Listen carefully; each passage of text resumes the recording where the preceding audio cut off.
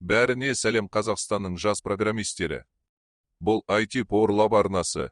Бүгінгі видеода біз Unity движок скачать етуді үйренеміз, ендеше кеттік. Алдымен біз Google-ға кіріп, Unity'дің официальный сайтына кіреміз.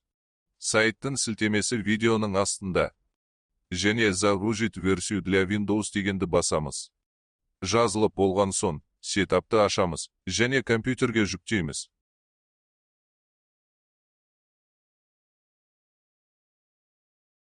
Компьютерге жүктеген соң Unity'ді ашамыз. Оң жақ жоғарыдағы New Project дегенді басамыз. Project name деген жерге өзіңізге керек атты жазыңыз. Және сізге қандай проект керек? 3D немесе 2D. Мен мысалы 3D таңдадым. Create Project дегенді басамыз. Енді проект ашылғанын күтеміз. Болды, проект ашылды, осымен видео бітейін деп қалды. Келесі видеодан бастап Unity мен жұмыс жасауды бастаймыз. Арнаға тіркеліп кет. Менімен бірге Unity'ді үйрен.